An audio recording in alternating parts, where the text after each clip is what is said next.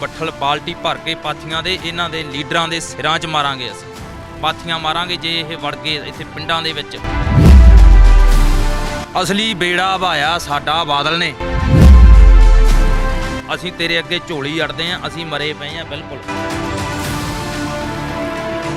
17 ਲੱਖ ਅਸੀਂ ਇਹ ਕਹਿੰਦੇ ਆ ਵੀ ਅਸੀਂ ਨੌਕਰੀ ਦੇਤੀ, ਸਾਡੇ 17 ਬੰਦਿਆਂ ਨੂੰ ਨਹੀਂ ਮਿਲੀ। ਸਾਥੋਂ ਬੁਰਾ ਕੀ ਹੋ ਗਿਆ ਕੈਪਟਨ ਸਾਹਿਬ, ਸਾਡੀਆਂ ਵੋਟਾਂ ਹੈ ਨਹੀਂ। ਧੱਕੇ ਮਾਰ ਕੇ ਸਾਨੂੰ ਗੱਡੀਆਂ 'ਚ ਚੜਾ ਕੇ ਪੁੱਠੇ ਲੈ ਗਏ। ਸਾਡੀ ਸਿੱਧੂ ਨੇ ਵੀ ਨਹੀਂ ਸੁਣੀ ਉੱਥੇ। ਕੰਨਾਂ ਦੇ ਨਾਲ ਫੋਨ ਲੱਗੇ ਹੁੰਦੇ ਆ, ਉੱਥੇ ਅਸੀਂ ਬੈਠੇ ਰੋਈ ਜਾਂਦੇ ਹੁੰਦੇ ਆ। ਇਹ ਨਹੀਂ ਮਜਾਲ ਕਿਸੇ ਲੀਡਰ ਦੀ ਵੀ ਵੇਖ ਜੂਗਾ ਸਾਡੇ ਕੋਲ। ਅਸੀਂ ਭੀਖ ਮੰਗ ਕੇ ਹੈਂਡੀਕੈਪਟ ਇੱਕ ਨੌਕਰੀ ਦੀ ਭੀਖ ਮੰਗਾਂਗੇ ਪੰਜਾਬ ਸਰਕਾਰ ਤੋਂ, ਤੇ ਲੋਕਾਂ ਤੋਂ ਮੰਗਾਂਗੇ ਪੈਸੇ ਲੈ ਕੇ ਖਜ਼ਾਨਾ ਭਰਾਂਗੇ ਅਸੀਂ, ਤੇ ਖਜ਼ਾਨਾ ਜਦੋਂ ਭਰ ਗਿਆ ਸ਼ਾਇਦ ਸਾਨੂੰ ਨੌਕਰੀ ਦੇ ਦੇਣ। ਕੈਪਟਨ ਸਾਹਿਬ ਸਾਡੀ ਤੁਸੀਂ ਫਰਿਆਦ ਸੁਣ ਲਓ, ਅਸੀਂ ਸਲਫਾਤ ਖਾ ਜਾਾਂਗੇ ਜਾਂ ਅਸੀਂ ਕੋਈ ਪੈਟਰੋਲ ਛਿੜਕ ਕੇ ਉੱਥੇ ਮਰ ਜਾਾਂਗੇ। ਅਸੀਂ ਬਹੁਤ ਦੁਖੀ ਹਾਂ। ਸਾਨੂੰ 50 ਦਿਨ ਹੋ ਗਏ। ਗੁਰਦੁਆਰੇ ਵਾਲਿਆਂ ਨੂੰ ਪਤਾ ਨਹੀਂ ਕੀ ਕਿਹਾ, ਡਰਾਇਆ ਧਮਕਾਇਆ, ਕਹਿੰਦੇ ਤੁਹਾਡੇ ਤੇ ਪਰਚਾ ਕੱਟਾਂਗੇ। ਉਹਨਾਂ ਨੇ ਰਾਤ ਨੂੰ ਸਾਨੂੰ 8 ਵਜੇ ਗੁਰਦੁਆਰੇ 'ਚੋਂ ਬਾਹਰ ਕੱਢਿਆ। ਬੱਸ ਦੇ ਵਿੱਚ ਸਾਡੇ 5 ਬੰਦੇ ਸੀਟਾਂ ਨਹੀਂ ਮਿਲੀਆਂ, ਖੜ ਗਏ, ਤੇ ਕਨੈਕਟਰ ਨੇ ਸਾਨੂੰ ਧੱਕੇ ਮਾਰ ਕੇ ਫੇਰ ਥੱਲੇ ਧਰਤਾ।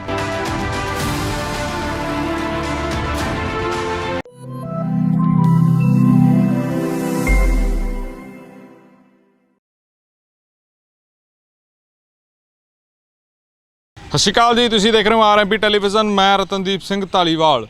ਜਿੱਥੇ ਵੋਟਾਂ ਦਾ ਮੌਸਮ ਵੀ ਆ ਚੁੱਕਿਆ ਹੈਗਾ, ਤੇ ਉੱਥੇ ਹੀ ਉਹਨਾਂ ਵਾਅਦਿਆਂ ਨੂੰ ਯਾਦ ਕਰਵਾਉਣ ਦੇ ਦਿਨ ਵੀ ਆ ਗਏ ਨੇ ਜਿਹੜੇ ਵਾਅਦੇ ਸਰਕਾਰ ਬਣਨ ਤੋਂ ਪਹਿਲਾਂ ਕੋਈ ਵੀ ਪਾਰਟੀ ਕਰਦੀ ਆ ਆਮ ਲੋਕਾਂ ਦੇ ਨਾਲ। ਪਰ ਦੂਜੇ ਪਾਸੇ ਜੇ ਅਸੀਂ ਗੱਲ ਕਰਦੇ ਹਾਂ ਉਹਨਾਂ ਲੋਕਾਂ ਦੀ, ਪੰਜਾਬ ਦੇ ਵਿੱਚ 8 ਲੱਖ ਆਬਾਦੀ ਆ ਜਿਹੜੇ ਅੰਗਹੀਨ ਨੇ, ਤੇ ਉਹਨਾਂ 8 ਲੱਖ ਦੇ ਵਿੱਚੋਂ ਕੁਝ ਲੱਖ ਹੀ ਨੇ, 1 ਲੱਖ ਦੇ ਕਰੀਬ ਹੀ ਲੋਕ ਹੋਣਗੇ ਜਾਂ 1.25 ਲੱਖ ਲੋਕ ਹੋਣਗੇ ਜਿਹੜੇ ਪੜ੍ਹੇ ਲਿਖੇ ਨੇ, ਜਿਨ੍ਹਾਂ ਦੇ ਕੋਲ ਇੱਕ ਵਧੀਆ ਕੁਆਲੀਫਿਕੇਸ਼ਨ ਆ, ਤੇ ਜਿਹੜੇ ਬੇਰੁਜ਼ਗਾਰ ਨੇ ਤੇ ਜਿਨ੍ਹਾਂ ਦੀ ਯੋਗਤਾ ਵੀ ਬਣਦੀ ਹੈ। ਜਦੋਂ ਕੋਈ ਵੀ ਨੌਕਰੀ ਨਿਕਲਦੀ ਆ ਉਹਦੇ ਵਿੱਚ ਅਲੱਗ-ਅਲੱਗ ਕੋਟੇ ਰੱਖੇ ਹੁੰਦੇ ਆ, ਤੇ ਉਵੇਂ ਹੀ ਅੰਗਹੀਣਾਂ ਦਾ ਕੋਟਾ ਹੁੰਦਾ ਗਾ 100 ਮਗਰ 4 ਬੰਦੇ, ਜਾਣੀ ਕਿ 25 ਮਗਰ 1 ਬੰਦਾ ਹੁੰਦਾ ਗਾ। ਪਿਛਲੇ ਲੰਮੇ ਸਮੇਂ ਤੋਂ ਮਟਕਾ ਚੌਂਕ ਦੇ ਵਿੱਚ ਜਿੱਥੇ ਬਾਪੂ ਲਾਭ ਸਿੰਘ ਬੈਠੇ ਨੇ, ਜਿਹੜੇ ਚੌਂਕ ਨੂੰ ਹੁਣ ਬਾਪੂ ਲਾਭ ਸਿੰਘ ਚੌਂਕ ਕਿਹਾ ਜਾਂਦਾ ਗਾ, ਉੱਥੇ ਅੰਗਹੀਣ ਵੀ ਬੈਠੇ ਨੇ। ਪਰ ਪਿਛਲੇ 50 ਦਿਨਾਂ ਤੋਂ ਉਹਨਾਂ ਦੀ ਕੋਈ ਪੁੱਛਗਿੱਛ ਨਹੀਂ ਹੋ ਰਹੀ। ਮੰਗ ਪੱਤਰ ਲਿਆ ਜਾਂਦਾ ਗਾ, ਤੇ ਉਹ ਮੰਗ ਪੱਤਰ ਕਿੱਥੇ ਜਾਂਦਾ ਗਾ ਉਹਨਾਂ ਨੂੰ ਵਿਚਾਰਿਆਂ ਨੂੰ ਵੀ ਨਹੀਂ ਪਤਾ। ਨਵੇਂ ਬਣੇ ਪ੍ਰਧਾਨ ਕਾਂਗਰਸ ਦੇ ਨਵਜੋਤ ਸਿੰਘ ਸਿੱਧੂ, ਉਹਨਾਂ ਨੂੰ ਵੀ ਉਹ ਪੰਜਾਬ ਪ੍ਰਦੇਸ਼ ਕਾਂਗਰਸ ਭਵਨ ਦੇ ਵਿੱਚ ਜਿਹੜਾ ਚੰਡੀਗੜ੍ਹ 'ਚ ਸਥਿਤ ਆ, ਉੱਥੇ ਮਿਲਣ ਜਾਂਦੇ ਨੇ। ਉੱਥੇ ਉਹਨਾਂ ਦੇ ਨਾਲ ਕੀ ਵਿਵਹਾਰ ਹੁੰਦਾ ਉਹ ਵੀ ਅੱਜ ਅਸੀਂ ਤੁਹਾਨੂੰ ਜਾਣੂ ਕਰਾਵਾਂਗੇ।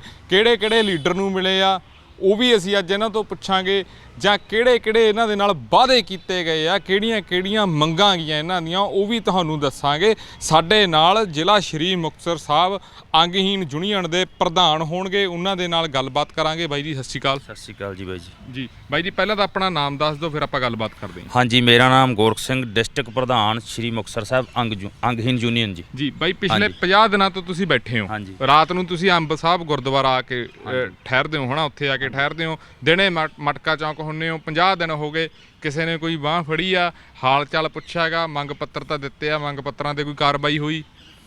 ਬਾਈ ਜੀ ਸਾਡੀ ਕੋਈ ਅੱਜ ਤੱਕ ਸੁਣਵਾਈ ਨਹੀਂ ਹੋਈ। ਸਾਨੂੰ ਅਸੀਂ 50 ਦਿਨਾਂ ਤੋਂ ਚੰਡੀਗੜ੍ਹ ਬੈਠੇ ਆਂ, ਨਾ ਸਾਨੂੰ ਕੋਈ ਸੁਣਵਾਈ ਤਾਂ ਕਿਦੋਂ ਸਾਨੂੰ ਆ ਕੇ ਕਿਸੇ ਨੇ ਪੁੱਛਿਆ ਨਹੀਂ ਵੀ ਤੁਸੀਂ ਹਾਲ ਕਿਸ 'ਚੋਂ ਜੀ।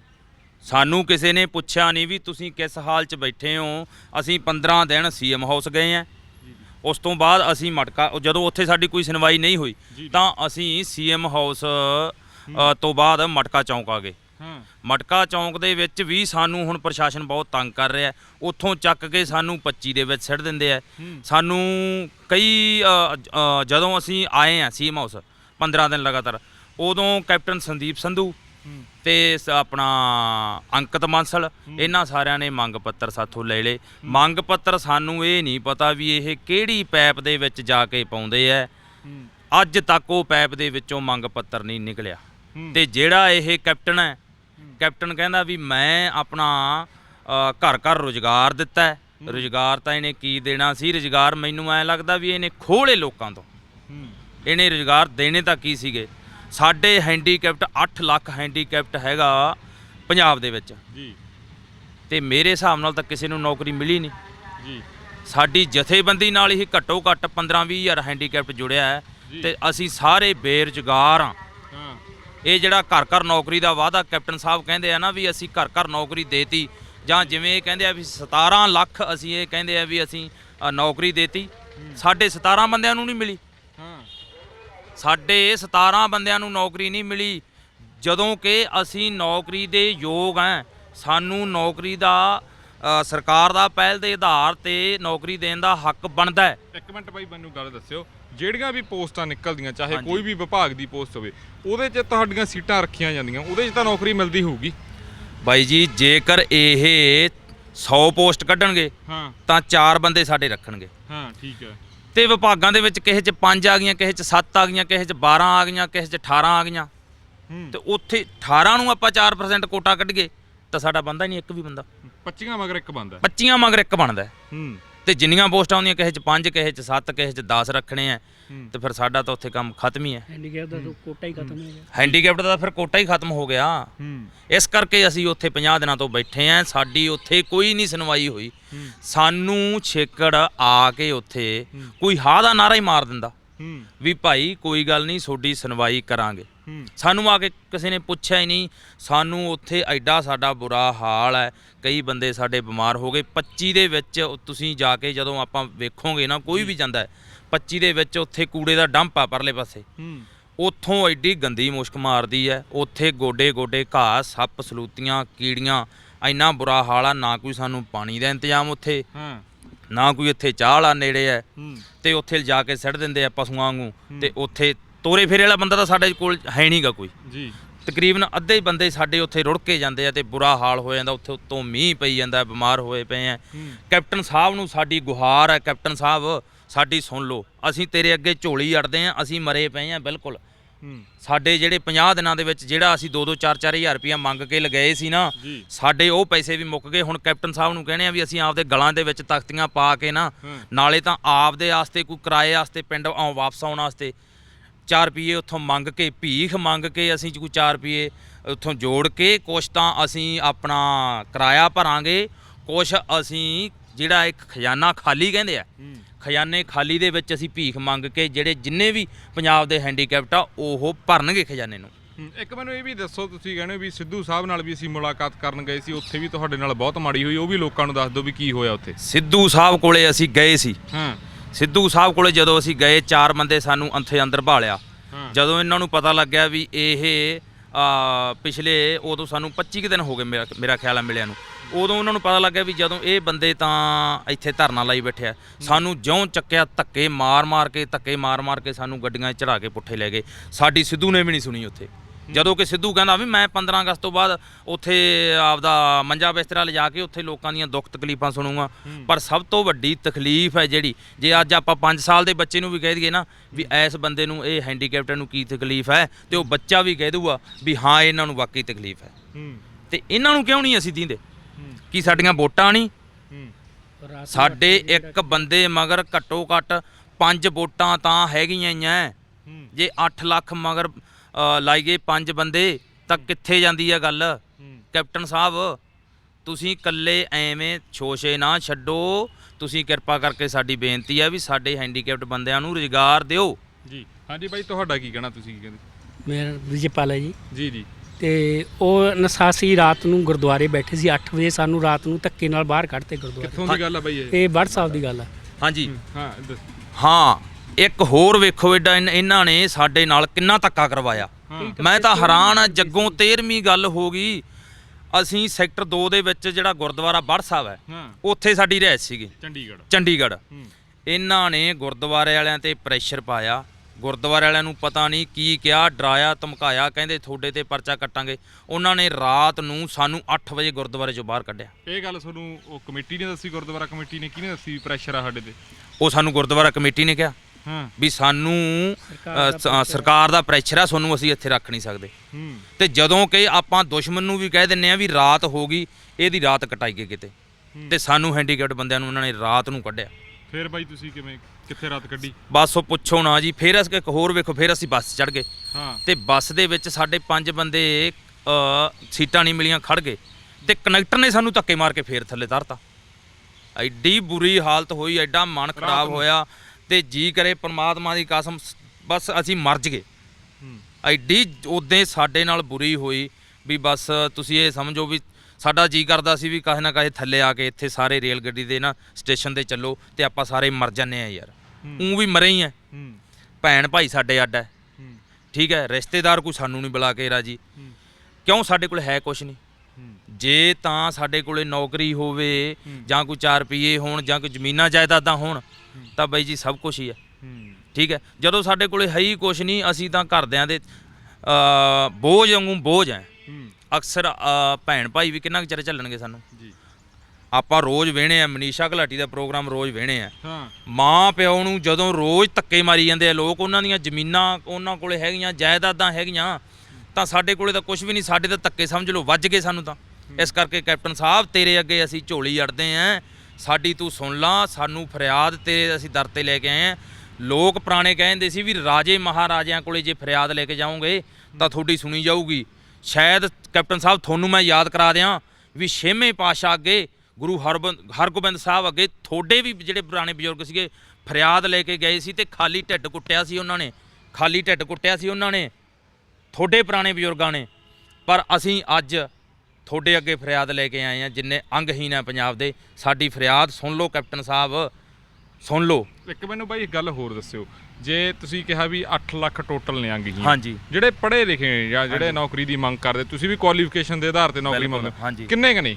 1 ਲੱਖ ਹੋਣਗੇ ਜਾਂ ਕਿੰਨੇ ਕਿ ਹਜ਼ਾਰਾਂ 'ਚ ਨੇ? ਮੇਰੇ ਹਿਸਾਬ ਨਾਲ ਤਾਂ ਜੀ ਬਸ ਹਜ਼ਾਰਾਂ 'ਚ ਹੀ ਹੋਣਗੇ ਹੈਂਡੀਕੈਪਟ। ਜਿਹੜੀ ਤੁਹਾਡੀ ਜਥੇਬੰਦੀ ਆ, ਕਿੰਨੇ ਕੁ ਮੈਂਬਰ ਨੇ ਇਹਦੇ ਬਣੇ ਹੋਏ, ਜਿਹੜੀ ਅੰਗਹੀਨ ਜਥੇਬੰਦੀ ਆ? ਸਾਡੀ ਮੁਕਤਸਰ ਦੀ ਜਥੇਬੰਦੀ ਦੇ ਘੱਟੋ ਘੱਟ 750 ਮੈਂਬਰ ਹੈ ਜੀ, ਤੇ ਹਰੇਕ ਪਿੰਡ ਦੇ ਵਿੱਚ ਹੈਂਡੀਕੈਪਟ 15 ਹੈ, 10 ਤੋਂ 15 ਹੈਂਡੀਕੈਪਟ ਹੈ, ਤੇ ਹਰੇਕ ਪਿੰਡ ਦੇ ਵਿੱਚ ਤੁਸੀਂ ਐਂ ਮੰਨ ਲਓ ਤੇ 100 ਵੋਟ ਸਾਡੀ ਹੈਗੀ ਹੈ।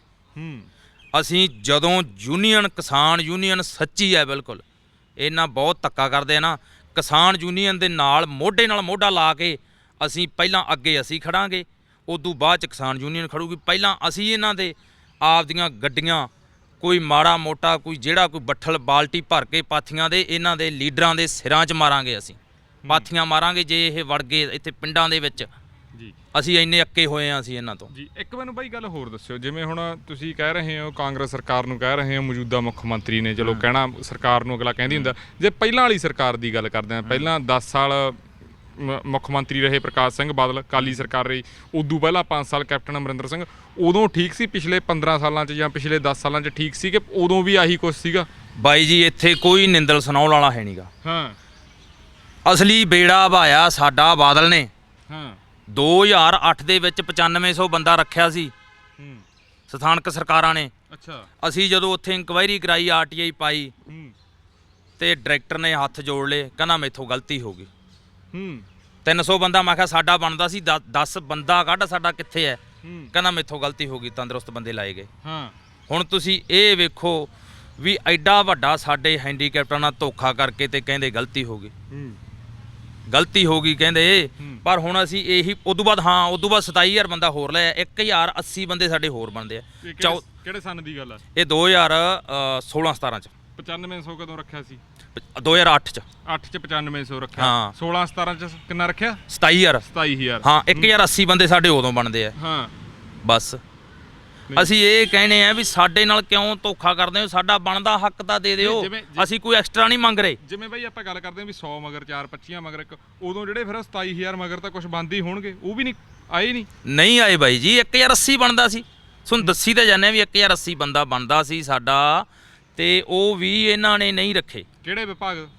ਵਿਭਾਗ ਸਾਰੇ ਵਿਭਾਗਾਂ 'ਚ ਹੀ। ਸਾਰੇ ਵਿਭਾਗ? ਹਾਂਜੀ ਹਾਂ।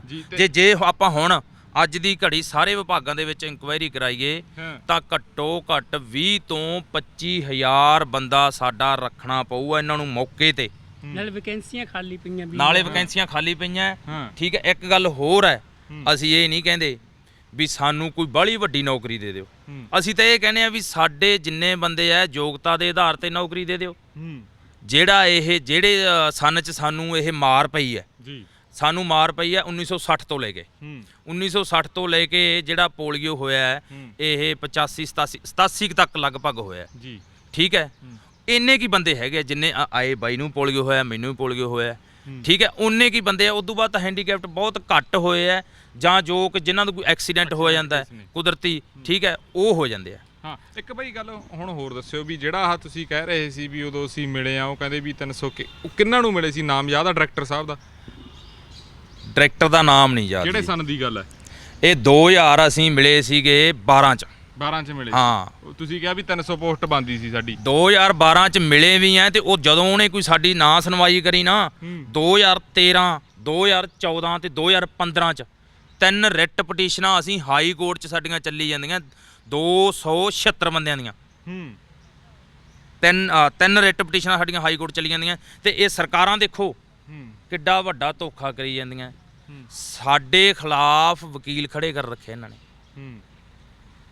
ਉਹ ਤਰੀਕ ਤੇ ਤਰੀਕ ਹੀ ਲਈ ਜਾਂਦੇ ਆ। ਅਸੀਂ ਮਸਾਂ ਢਿੱਡ ਪੇਟ ਬੰਨ੍ਹ ਕੇ ਵਕੀਲ ਸਾਹਿਬ ਨਾਲ, ਦੇਖੋ ਜੀ ਖਰਚਾ ਤਾਂ ਤੁਹਾਨੂੰ ਪਤਾ ਹੀ ਆ ਵੀ ਲੱਗਦਾ ਹੀ ਆ, ਆਪਣਾ ਦੇਸ਼ ਹੀ ਅੱਜ ਹੈ, ਠੀਕ ਹੈ। ਅਸੀਂ ਖਰਚਾ ਕਰਕੇ ਢਿੱਡ ਪੇਟ ਬੰਨ੍ਹ ਕੇ ਆਪਦਾ ਪੈਸੇ ਕੁਛ ਪਾ ਕੇ ਸਾਰੀ ਜਥੇਬੰਦੀ ਨੇ ਤੇ ਵਕੀਲ ਕਰਿਆ, ਤੇ ਪਰ ਸਾਡੇ ਖਿਲਾਫ ਹੀ ਜਿਹੜੀ ਇਹ ਪੰਜਾਬ ਸਰਕਾਰ ਹੈ ਸਾਡੇ ਖਿਲਾਫ ਉੱਥੇ ਖੜੀ ਹੋਈ ਹੈ ਹਾਈ ਕੋਰਟ ਚ ਪਟੀਸ਼ਨ। ਹਾਈ ਕੋਰਟ ਬਿਲਕੁਲ ਤਿੰਨ ਰਿਟ ਪਟੀਸ਼ਨਾਂ ਪਾਈਆਂ ਹੋਈਆਂ ਆਪਣੀਆਂ ਜੀ। ਹੁਣ ਅੱਗੇ ਫਿਰ ਜਿਹੜਾ ਤੁਸੀਂ ਸੰਘਰਸ਼, ਹੁਣ 50 ਦਿਨ ਹੋ ਗਏ, 50 ਦਿਨਾਂ ਤੋਂ ਤੁਹਾਡੀ ਕਿਸੇ ਨੇ ਬਾਤ ਨਹੀਂ ਪੁੱਛੀ। ਹਾਂਜੀ। ਹੁਣ ਜਿਹੜਾ ਅੱਗੇ ਸੰਘਰਸ਼ ਆ ਉਹਦੀ ਕੀ ਰੂਪਰੇਖਾ ਰਹਿਣ ਵਾਲੀ ਆ? ਅੱਗੇ ਸੰਘਰਸ਼ ਦਾ ਇਹ ਨੰਬਰ 1 ਤਾਂ ਅਸੀਂ ਦੋ ਜਾਣੇ ਇਕੱਠੇ ਹੋ ਕੇ ਗਲਾਂ ਦੇ ਵਿੱਚ ਤਖਤੀਆਂ ਪਾ ਕੇ, ਇੱਕ ਤਾਂ ਅਸੀਂ ਖਜ਼ਾਨਾ ਭਰਾਂਗੇ ਤੇ ਇੱਕ ਠੂਠੇ ਲੈ ਕੇ ਹੱਥਾਂ ਦੇ ਵਿੱਚ ਸਾਰੇ ਚੰਡੀਗੜ੍ਹ ਦੇ ਵਿੱਚ ਘੁੰਮਾਂਗੇ ਤੇ ਪੰਜਾਬ ਸਰਕਾਰ ਦਾ ਪੂਰੀ ਚੰਗੀ ਤਰ੍ਹਾਂ ਜਲੂਸ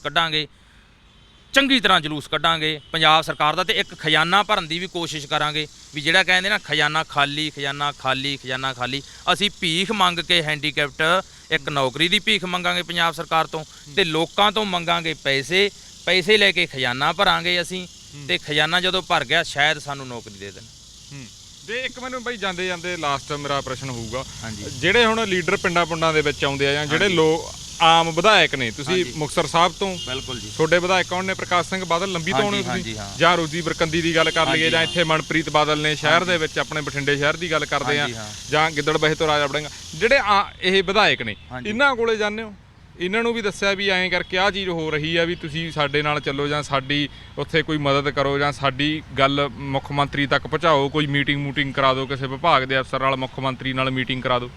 ਮਨਪ੍ਰੀਤ ਬਾਦਲ, ਚਾਰੇ ਪੰਜੇ ਇਹਦੇ OSD, ਅਰੁਣਾ ਚੌਧਰੀ, ਵੇਰਕਾ ਸਾਹਿਬ, ਤੇ ਜੋਰਾਵਰ ਜੈਸਵਾਲ ਜਿਹੜਾ ਹੈਂਡੀਕੈਪਟ ਦਾ ਉਹ ਡਾਇਰੈਕਟਰ ਹੈ, ਤੇ ਹੋਰ ਕਈ ਅਸੀਂ ਲਗਭਗ ਇਹਨਾਂ ਦੇ ਜਿਹੜੇ ਚੰਡੀਗੜ੍ਹ ਇਹਨਾਂ ਦੀਆਂ ਕੋਠੀਆਂ ਨਾ, ਉਹਨਾਂ ਦੇ ਬਾਰ ਦੇ ਵਿੱਚ ਅਸੀਂ ਪੋਸਟਰ ਵੀ ਲਾ ਕੇ ਆਏ ਆ, ਤੇ ਮੰਗ ਪੱਤਰ ਵੀ ਸਾਰਿਆਂ ਨੂੰ ਦੇ ਕੇ ਆਏ ਆ, ਮਿਲ ਕੇ ਵੀ ਆਏ ਆ ਵੀ ਸਾਡੀ ਫਰਿਆਦ ਸੁਣੋ। ਸਾਡਾ ਜਿਹੜਾ ਵਰਗ ਆ ਨਾ, ਜਿਹੜਾ ਹੈਂਡੀਕੈਪਟ ਵਰਗ ਆ, ਉਹ ਬਿਲਕੁਲ ਹੀ ਪਛੜਿਆ ਤੇ ਬਿਲਕੁਲ ਹੀ ਖਤਮ ਵਰਗ ਹੈ। ਪੋਸਟਰ ਤੇ ਕੀ ਲਿਖਿਆ ਸੀਗਾ? ਪੋਸਟਰ ਤੇ ਅੰਗਹੀਣਾਂ ਨੂੰ ਇਨਸਾਫ ਦਿਓ, ਅੰਗਹੀਣਾਂ ਨੂੰ ਰੁਜ਼ਗਾਰ ਦਿਓ। ਪੜਿਆ ਨਹੀਂ ਲੱਗਦਾ ਇਹਨਾਂ ਨੇ? ਇਹ ਨਹੀਂ ਪੜ੍ਹਦੇ। ਜਿੰਨਾ ਚਿਰ ਇਹ ਸੱਤਾ ਦੇ ਨਸ਼ੇ ਵਿੱਚ ਆ ਨਾ, ਉਹਨਾਂ ਚਿਰ ਕੁਛ ਨਹੀਂ ਦਿੰਦਾ ਇਹਨਾਂ ਨੂੰ। ਜਿਹੜੇ ਆਪਾਂ ਲੋਕ ਆ ਨਾ, ਆਪਾਂ ਲੋਕ ਇਹਨਾਂ ਨੂੰ ਕੀੜੇ ਮਕੌੜੇ ਲੱਗਦੇ ਆ। ਉੱਥੇ ਅਸੀਂ ਜਦੋਂ CM ਹਾਊਸ ਵੀ ਬੈਠੇ ਸੀ, ਮਟਕਾ ਚੌਂਕ ਵੀ ਬੈਠੇ ਆ, ਕੰਨਾਂ ਦੇ ਨਾਲ ਫੋਨ ਲੱਗੇ ਹੁੰਦੇ ਆ, ਉੱਥੇ ਅਸੀਂ ਬੈਠੇ ਰੋਈ ਜਾਂਦੇ ਹੁੰਦੇ ਆ। ਇਹ ਨਹੀਂ ਮਜਾਲ ਕਿਸੇ ਲੀਡਰ ਦੀ ਵੀ ਵੇਖ ਜੂਗਾ ਸਾਡੇ ਕਨੇ, ਵੇਂਦੇ ਵੀ ਨਹੀਂ। ਸਾਨੂੰ ਪਿੱਛਣਾ ਤਾਂ ਕੀ ਆ, ਇਹਨਾਂ ਨੇ ਇਹ ਵੇਂਦੇ ਵੀ ਨਹੀਂ। ਜੇ ਦੂਜੀਆਂ ਪਾਰਟੀਆਂ ਦੀ ਗੱਲ ਕਰਦੇ ਆ, ਅਕਾਲੀ ਦਲ ਹੋ ਗਿਆ, ਆਮ ਆਦਮੀ ਪਾਰਟੀ, ਉਹਨਾਂ ਦੇ ਵਿਧਾਇਕਾਂ ਵਿਧੂਕਾਂ ਨੂੰ ਜਾਂ ਵੱਡੇ ਲੀਡਰਾਂ ਨੂੰ ਮਿਲੇ ਵੀ ਤੁਸੀਂ ਤਾਂ ਚਲੋ ਇਹ ਤਾਂ ਨਹੀਂ ਫੜਦੇ ਸਰਕਾਰ ਵਾਲੇ ਬਾਂਹ, ਵੀ ਤੁਸੀਂ ਫੜੋਗੇ ਸਾਡੀ ਬਾਂਹ, ਉਹਨਾਂ ਤੋਂ ਕੋਈ ਵਾਅਦਾ ਬੂਦਾ ਲੈ ਲਓ। ਚੀਮਾ ਸਾਹਿਬ ਨੂੰ ਮਿਲੇ ਸੀ। ਕਿਹੜੇ ਚੀਮਾ ਸਾਹਿਬ ਨੂੰ? ਆਪਣਾ ਆਮ ਆਦਮੀ ਵਾਲੇ ਪਾਰਟੀ ਨੂੰ, ਹਰਪਾਲ ਸਿੰਘ ਚੀਮਾ ਨੂੰ। ਹਰਪਾਲ ਸਿੰਘ ਚੀਮਾ ਨੇ ਵੀ ਇੱਕ ਬਿਆਨ ਦਿੱਤਾ ਸੀ ਵੀ ਅਸੀਂ ਇਹਨਾਂ ਦੀ ਸੁਣਵਾਈ ਕਰੀ ਜਾਵੇ, ਜੇ ਇਹਨਾਂ ਦੀ ਨਾ ਸੁਣੀ ਤਾਂ ਅਸੀਂ ਇਹਨਾਂ ਦੇ ਨਾਲ ਰਲ ਕੇ ਸੰਘਰਸ਼ ਹੋਰ ਤੇਜ਼ ਕਰਾਂਗੇ। ਠੀਕ ਹੈ, ਪਰ ਉੱਥੇ ਸਾਨੂੰ ਅਸੀਂ ਇੱਕ ਗੱਲ ਹੋਰ ਮੈਂ ਦੱਸਣੀ ਚਾਹੁੰਦਾ ਵੀ ਅਸੀਂ ਕਿਸੇ ਮਤਲਬ ਨਾ ਤਾਂ ਆਮ ਆਦਮੀ ਪਾਰਟੀ ਨੂੰ ਨਾ ਬਾਦਲ ਪਾਰਟੀ ਨੂੰ ਉੱਥੇ ਸੱਦਣਾ ਚਾਹੁੰਦੇ ਆ। ਲੋਕਾਂ ਦੇ ਦਿਲਾਂ ਦੇ ਵਿੱਚ ਸ਼ਾਇਦ ਆਮ ਆਪਾਂ ਲੋਕ ਫੇਸਬੁੱਕ ਤੇ ਕੀ ਚੈਨਲਾਂ ਦੇ ਕੀ ਕਮੈਂਟ ਪੜ੍ਹਦੇ ਰਹਿੰਦੇ ਆ, ਅਗਲਾ ਕਹਿੰਦਾ ਯਾਰ ਇਹਨਾਂ ਨੂੰ ਆਮ ਆਦਮੀ ਵਾਲੇ ਨੇ ਨਿਭਾਇਆ ਹੋਵੇ, ਜਾਂ ਇਹਨਾਂ ਨੂੰ ਬਾਦਲ ਵਾਲੇ ਨੇ ਨਾ ਪਾਇਆ ਹੋਵੇ ਵੀ ਮੋਹਰ ਲੱਗ ਜੂਗੀ। ਅਸੀਂ ਇਸ ਗੱਲੋਂ ਡਰਦੇ ਆਂ। ਇੱਕ ਗੱਲ ਹੋਰ ਹੈ, ਜੇ ਅਸੀਂ 1 ਲੱਖ 8 ਲੱਖ ਹੈਂਡੀਕੈਪਟ ਹੈ, 1 ਲੱਖ ਬੰਦਾ ਵੀ ਉੱਥੇ ਚੰਡੀਗੜ੍ਹ ਲੈ ਜਾਈਏ ਨਾ, ਅਸੀਂ ਇਸ ਗੱਲੋਂ ਵੀ ਡਰਦੇ ਆਂ ਵੀ ਉੱਥੇ ਬਹੁਤ ਵੱਡਾ ਇਕੱਠ ਨਾ ਹੋ ਜੇ। ਜੇ ਅਸੀਂ ਬਾਹਲਾ ਵੱਡਾ ਇਕੱਠ ਕਰ ਲਈਏ ਨਾ ਉੱਥੇ, ਕਿਤੇ ਸਾਡੇ ਮੇਨ ਬੰਦਿਆਂ ਤੇ ਇਹ ਜਾਂ ਸਾਰਾ ਪੰਜਾਬ ਹੀ ਸਾਡੇ ਤੇ ਇਹ ਦੂਸ਼ਣ ਨਾ ਲਾ ਦੇ ਵੀ ਕਰੋਨਾ ਦੀ ਮਹਾਮਾਰੀ ਚੱਲ ਰਹੀ ਸੀ, ਇਹਨਾਂ ਨੇ ਉੱਥੇ ਇਕੱਠ ਕਰਕੇ ਆਪ ਤਾਂ ਮਰੇ ਐ, ਸਾਨੂੰ ਵੀ ਮਾਰਤਾ। ਅਸੀਂ ਇਹਨਾਂ ਗੱਲਾਂ ਤੋਂ ਵੀ ਡਰਦੇ ਆਂ। ਇਸ ਕਰਕੇ ਕੈਪਟਨ ਸਾਹਿਬ ਸਾਡੀ ਤੁਸੀਂ ਸੁਣ ਲਓ ਫਰਿਆਦ। ਅਸੀਂ ਜੇ ਨਹੀਂ ਸਾਡੀ ਫਰਿਆਦ ਸੁਣੀ, ਅਸੀਂ 2-4 ਬੰਦੇ ਉੱਥੇ ਤੁਸੀਂ ਸਾਡੇ ਮਾਰਨੇ ਆ। ਮਾਰਨੇ ਦਾ ਮਤਲਬ ਇਹ ਹੈ ਵੀ ਅਸੀਂ ਸੋਥੋਂ ਦੁਖੀ ਹੋ ਕੇ ਉੱਥੇ ਮਰ ਜਾਾਂਗੇ, ਕੁਝ ਖਾ ਜਾਾਂਗੇ। ਅਸੀਂ ਉਹ ਵੀ ਮਰੇ ਆਂ, ਪਰ ਅਸੀਂ ਉੱਥੇ ਮਰ ਜਾਾਂਗੇ। ਕੈਪਟਨ ਸਾਹਿਬ ਸਾਡੀ ਤੁਸੀਂ ਫਰਿਆਦ ਸੁਣ ਲਓ, ਅਸੀਂ ਸਲਪਾਸ ਖਾ ਜਾਾਂਗੇ ਜਾਂ ਅਸੀਂ ਕੋਈ ਪੈਟਰੋਲ ਛਿੜਕ ਕੇ ਉੱਥੇ ਮਰ ਜਾਾਂਗੇ। ਅਸੀਂ ਬਹੁਤ ਦੁਖੀ ਹਾਂ। ਸਾਨੂੰ 50 ਦਿਨ ਹੋ ਗਏ ਗੁਰਦੁਆਰਿਆਂ 'ਚ, ਸਾਨੂੰ ਤੁਸੀਂ ਨਹੀਂ ਵੜਨ ਦਿੰਦੇ। ਗੁਰਦੁਆਰਿਆਂ 'ਚ ਸਾਨੂੰ ਤੁਸੀਂ ਨਹੀਂ ਵੜਨ ਦੇ। ਸਾਥੋਂ ਬੁਰਾ ਕੀ ਹੋ ਗਿਆ ਕੈਪਟਨ ਸਾਹਿਬ? ਸਾਡੀਆਂ ਵੋਟਾਂ ਹੈ ਨਹੀਂ। ਤੁਸੀਂ ਐਸਜੀਪੀਸੀ ਵਾਲੇ ਨਾਲ ਗੱਲਬਾਤ ਕੀਤੀ ਵੀ ਸਾਡੇ ਨਾਲ ਆਹ ਵਿਵਹਾਰ ਕੀਤਾ, ਐਂ ਤਾਂ ਕੋਈ ਦੁਸ਼ਮਣ ਨਾਲ ਵੀ ਨਹੀਂ ਕਰਦਾ। ਦੇਖੋ ਜੀ, ਗੱਲ ਪਤਾ ਕੀ ਹੈ, ਸਾਡੇ ਚੰਗੇ ਸੂਟ ਬੂਟ ਪਾਏ ਹੋਣ, ਸਾਡੀ ਚੰਗਾ ਬੋਲਬਾਣੀ ਹੋਵੇ ਤਾਂ ਸਾਡੀ ਸਭ ਕੁਝ ਸੁਣ ਲੂਗਾ। ਪਰ ਹੁਣ ਸਾਡੀ ਪਾਟੇ ਲੀੜੇ ਹੁੰਦੇ ਆ, ਚੱਪਲਾਂ ਪੈਰਾਂ 'ਚ ਪਾਈਆਂ ਹੁੰਦੀਆਂ, ਅਗਲਾ ਕਹਿੰਦਾ ਯਾਰ ਇਹ ਭਿਖਾਰੀ ਜੇ ਕਿਵੇਂ ਫਿਰਦੇ ਆ, ਇਹਨਾਂ ਤੋਂ ਪਾਸੇ ਰਹੋ, ਕੋਈ ਬਿਮਾਰੀ ਲਾਉਣਗੇ ਜੀ। ਸੋ ਇਹ ਇੱਕ ਪੰਜਾਬ ਦਾ ਮੁੱਦਾ ਸੀ। ਮੈਂ ਆਪਣੇ ਸਹਿਯੋਗੀ ਨੂੰ ਚਾਹੂੰਗਾ ਆਹ ਜ਼ਰੂਰ ਦਿਖਾਇਆ ਜਾਵੇ ਵੀ ਜਿਹੜੀ ਇਹਨਾਂ ਦੀ ਬਾਈ ਹੁਣਾਂ ਦੀ ਕੰਡੀਸ਼ਨ ਆ ਜਾਂ ਇਹਨਾਂ ਦੀ ਕੰਡੀਸ਼ਨ ਆ, ਆਹ ਹਾਲਾਤਾਂ ਦੇ ਵਿੱਚ ਇਹ ਚੰਡੀਗੜ੍ਹ ਬੈਠੇ ਨੇ। ਇਹ ਦੋਨੇ ਨਹੀਂ, ਇਹਨਾਂ ਵਰਗੇ ਕਿੰਨੇ 100 ਬੰਦੇ ਉੱਥੇ ਮਟਕਾ ਚੌਂਕ ਬੈਠੇ ਨੇ ਜਾਂ ਲੀਡਰਾਂ ਦੀਆਂ ਘਰਾਂ ਦੇ ਬਾਹਰ ਧਰਨੇ ਦਿੱਤੇ ਨੇ, ਪਰ ਇਹਨਾਂ ਨੂੰ ਸਿਰਫ ਰੁਜ਼ਗਾਰ ਦੇ ਨਾਮ ਤੇ ਹਜੇ ਤੱਕ ਲਾਰੇ ਹੀ ਮਿਲੇ ਨੇ। ਜਿਵੇਂ ਬਾਈ ਨੇ ਦੱਸਿਆ ਵੀ ਪਤਾ ਨਹੀਂ ਕਿਹੜੀ ਪਾਈਪ ਆ ਜਿਹਦੇ 'ਚ ਮੰਗ ਪੱਤਰ ਪਾਇਆ ਜਾਂਦਾ ਤੇ ਉਸ ਪਾਈਪ ਦੇ ਵਿੱਚੋਂ ਮੁੜ ਕੇ ਮੰਗ ਪੱਤਰ ਕੱਢਿਆ ਹੀ ਨਹੀਂ ਜਾਂਦਾ। ਇਹ ਵੀ ਪੰਜਾਬ ਦਾ ਇੱਕ ਅਹਿਮ ਮੁੱਦਾ ਗਾ, ਕਿਉਂਕਿ ਇਹ ਪਹਿਲਾਂ ਤਾਂ ਇਹਨਾਂ ਨੂੰ ਪ੍ਰਮਾਤਮਾ ਵੱਲੋਂ ਹੀ ਇੱਧਰੋਂ ਮਾਰ ਪਈ ਹੋਈ ਆ, ਅੰਗਹੀਨ ਨੇ ਵਿਚਾਰੇ, ਤੇ ਦੂਜੇ ਪਾਸੇ ਸਰਕਾਰਾਂ ਵੀ ਇਹਨਾਂ ਦੇ ਉੱਤੇ ਕਰੋਪ ਹੋਈਆਂ ਵੀਆਂ। ਅੱਗੇ ਫਿਰ ਹਾਜ਼ਰ ਹੋਵਾਂਗੇ ਕੋਈ ਅਜਿਹਾ ਹੀ ਗੰਭੀਰ ਮੁੱਦਾ ਲੈ ਕੇ। ਦੇਖਦੇ ਰਹੋ RMB ਟੈਲੀਵਿਜ਼ਨ। ਧੰਨਵਾਦ ਜੀ।